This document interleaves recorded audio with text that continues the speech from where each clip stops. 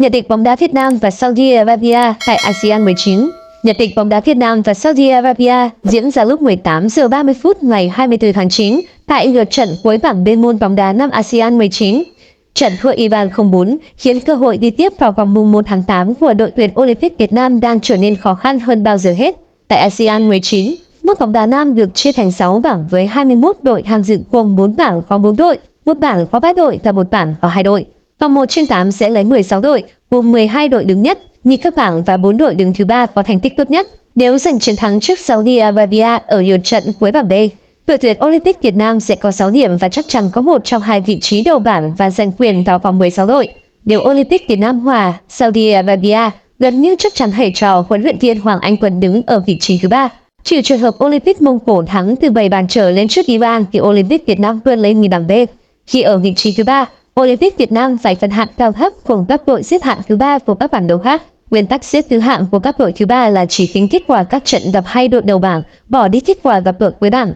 Như vậy, khi ấy Olympic Việt Nam có 1 điểm và hiệu số bàn thắng bại âm 4, khả năng đi tiếp đã mở ra. Bởi trong 5 đội xếp thứ ba, ban tổ chức sẽ lấy 4 đội vào vòng mùng 1 tháng 8. Trong 5 đội xếp thứ ba hiện tại, có 4 đội chưa có điểm và Olympic Việt Nam. Olympic Myanmar có cùng hiệu số bàn thắng bại âm 4, xếp ở những vị trí cuối cùng. Nếu Olympic Việt Nam thua Saudi Arabia, cơ hội đi tiếp vẫn còn nếu đội xếp thứ ba ở một trong 4 bảng đấu còn lại A, D, E, F có hiệu số bàn thắng bại thấp hơn Olympic Việt Nam. Tuy nhiên, khả năng này không cao bởi những đối thủ cạnh tranh với Olympic Việt Nam đều không gặp phải những đối thủ mạnh đồng thời còn mục tiêu chiến thắng. Vì vậy, nếu thua trận thứ hai liên tiếp, khả năng về nước sớm của Olympic Việt Nam sẽ rất cao. Gặp Saudi Arabia sẽ là một thử thách lớn dành cho Olympic Việt Nam. Cầu thủ Saudi Arabia không quá cao lớn, tạm vỡ như cầu thủ Iran. Thay vì sử dụng bóng bổng trong tấn công như cầu thủ Iran, Saudi Arabia chơi phối hợp nhóm nhỏ nhiều hơn. Tại ASEAN 19, Olympic Saudi Arabia là một trong những đội có độ tuổi trung bình thấp nhất giải. Không cầu thủ nào của Olympic Saudi Arabia tại ASEAN 19 quá 22 tuổi, phần đông trong độ tuổi 19 đến 21. Đối đầu với Saudi Arabia, đội tuyển Olympic Việt Nam sẽ chịu thêm một sự tổn thất về lực lượng khi hậu vệ Đức Anh phải nghỉ thi đấu do nhận 2 thẻ vàng. Về phương án nhân sự, huấn luyện viên Hoàng Anh Tuấn cho biết ở trận gặp Iran, tôi thay Đức Anh bằng Nam Hải. Đó là bước khởi động để Nam Hải thay thế vị trí đó. Cậu ấy từng chơi vị trí này ở U23 Việt Nam và ở Sông Lam Nghệ An. Ngoài ra, chúng ta còn Minh Trọng có thể đá hậu vệ trái được. Tôi hy vọng Tuấn Tài có thể tham gia được trận đấu với Saudi Arabia.